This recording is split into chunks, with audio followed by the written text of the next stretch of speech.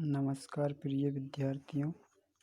कक्षा 12वीं और कक्षा 10वीं के प्रिय छात्रों को मेरा प्रणाम और मेरे चैनल एनएल कोचिंग में आपका हार्दिक स्वागत है। आज हम हिंदी व्याकरण के एक महत्वपूर्ण प्रश्न के बारे में बात करने जा रहे हैं, खंड काव्य और महाकाव्य में अंतर। तो यहाँ पर आपको 4 कॉलम बनाना है जिससे आपको अच्छे मार्क्स मिल सकते हैं बोर्ड एग्जाम में। तो पहला लिखेंगे क्रमांक, दूसरा अंतर बिंदु और तीसरा लिखेंगे खंड काव्य और महाकाव्य। पहला लिखेंगे चित्रण। इसमें जीवन के किसी एक खंड का चित्रण होता है। इसमें संपूर्ण जीवन या समग्र जीवन का चित्रण होता है। फिर इसके बाद में नायक, इसका नायक महान चरित्र वाला हो ये आवश्यक नहीं है और इसका नायक महान चरित्र वाला होता है। इसके बाद सर्ग, इसमें 1 या 2 सर्ग होते हैं या इससे अधिक नहीं होते हैं और इसमें 8 या इससे अधिक सर्ग होते हैं। इसके बाद उदाहरण लिखा है चौथा हमने मैथिली शरण गुप्त का, इन्होंने पंचवटी लिखा है, ये एक खंड काव्य है। जयशंकर प्रसाद जी ने एक कामायनी लिखा है, ये एक महाकाव्य है। इसी तरीके से तुलसीदास जी ने रामचरितमानस लिखा है, वो भी एक महाकाव्य है।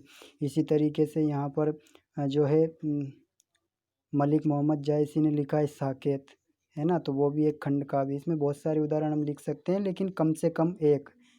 बोर्ड परीक्षा में बच्चे ज़्यादातर गलतियाँ यही करते हैं, है ना।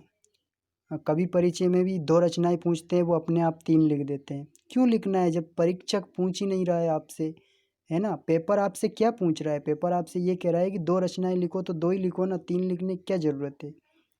और सपोज मान के चलिए कि अगर उसने 2 रचनाएं पूछी है और आपने 3 लिख दी और पता चला कि तीसरी जो रचना आपने लिखी है वो गलत है, तो फिर वो जो 1 नंबर 2 रचनाओं में मिलना है ना, फिर वो भी नहीं मिलेगा।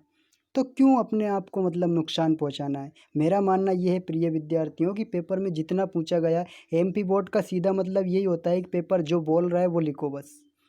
समय सीमा होती है हर चीज़ की, है ना, उसमें इंस्ट्रक्शन दिए होते हैं पेपर में।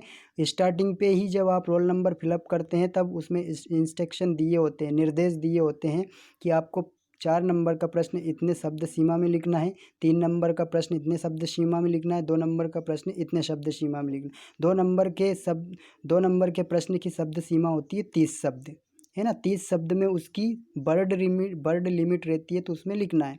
अब जैसे सपोज मान के चलिए खंड का महाकाव्य में अंतर आया है, 4 नंबर का आया है, आपने 4 नंबर लिख दिए, है ना, 4 ही अंतर लिख दिए। इसके बाद एक 5वां भी लिख दिया, तो 5वां अंतर लिख दिया तो कोई बुराई नहीं है, पर 5वां तभी लिखें जब आपको कन्फर्म तरीके से याद हो कि हाँ ये 5वां अंतर यही है ना। तो नहीं तो ज़बरदस्ती उसमें नहीं लिखना है। एक्स्ट्रा कर रहे हैं बहुत अच्छी बात है, एक्स्ट्रा अगर विद्यार्थी कर रहे हैं ना तो कोई दिक्कत नहीं, बहुत ही आसान तरीके से आप लिखो, कोई प्रॉब्लम नहीं। पर अंततः बात वहाँ रुक जाती है जब मान लीजिए कोई सा जैसे 5वां पॉइंट हम लिख रहे हैं और 5वां पॉइंट हमें एग्जैक्ट पता नहीं है कि यही है और गलत लिख दिया, तो फिर मान के चलिए ये जो 4 नंबर, वैसे 4 नंबर आपके लिए 4 नंबर के लिए ये काफ़ी है ना, तो ये लिखें।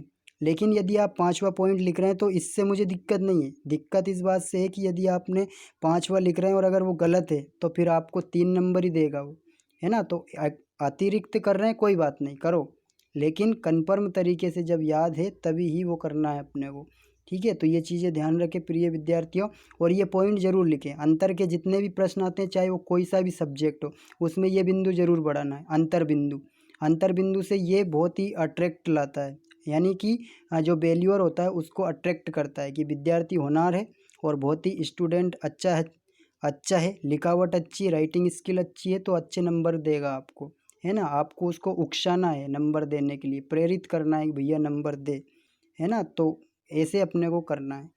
तो ये बहुत ही शानदार तरीके से मैंने आपको प्रस्तुत कर दिया है और आपको आसानी हो जाएगी याद करने में। और एक ही उदाहरण लिखें बस, ज़्यादातर, और 2 लिखना चाहो तो मैं 2 भी बता रहा हूँ आपको। मैथिली शरण गुप्त हो पंचवटी, इसके बाद मलिक मोहम्मद जायसी ने साकेत लिखा है, इसके बाद में यहाँ पर जयशंकर प्रसाद हो गए, एक तुलसीदास जी लिख दो रामचरितमानस, है ना। तो 2-3 लिख सकते हैं, लेकिन ज़्यादातर एक ही काफ़ी है। तो thank you watching my video, मिलते हैं नेक्स्ट वीडियो में। धन्यवाद प्रिय विद्यार्थियों।